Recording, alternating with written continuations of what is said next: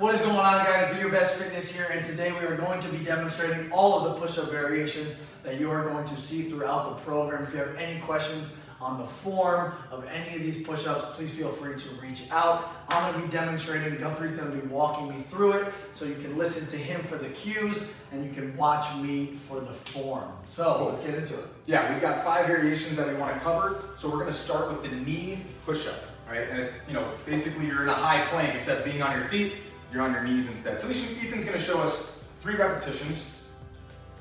They look lovely. Ethan moves really well, right? A couple things that I know that he's keeping in mind are his hand positioning, right? So he's at about shoulder width. You guys can play around with one a little bit wider, a little bit narrower, just to see how that affects you and check, what position is going to be most optimal. And I think the second thing that he's thinking about is keeping his elbows tight to the body, and you'll see that in subsequent variations. So we're going to move on to the push-up negative, and the focus here is if you don't have a full push-up, you can't press out of the bottom position, we're going to show you a few ways to mess with that. So he's going to focus on the slow lowering phase, which creates great resistance. And now he's going to give himself a little assist. Notice how he rocks out of the bottom, but he's actually still able to keep his torso rigid. So go ahead and lower. Now he's going to incorporate his feet a little bit and give himself a bigger rock, right? Notice they came off the floor and then pressed in. So that allows him to rock out of that bottom position.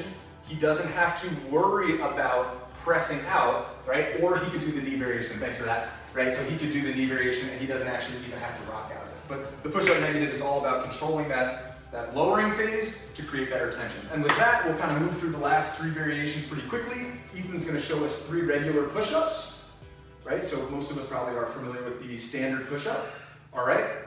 Same thing, he's keeping all those things in mind, hand placement, elbows tight to the body.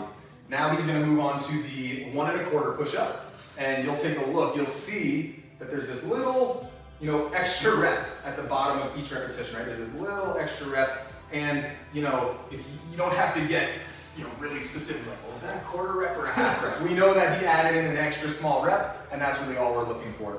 And then finally, we'll move on to the plyo push-up, right? So he's gonna basically get a little space between his hands and the floor, almost like he's jumping. And they look lovely. We're in an Airbnb, an apartment, so he's being kind to the neighbors downstairs. But those are our 5 variations. I think the last thing I want to leave people with is don't think of one as better or worse than. They're all really valuable depending on how you approach it. Right. Cool. Thanks for watching, guys. If you have any questions, like I said, reach out to us. We'll see you in the next one.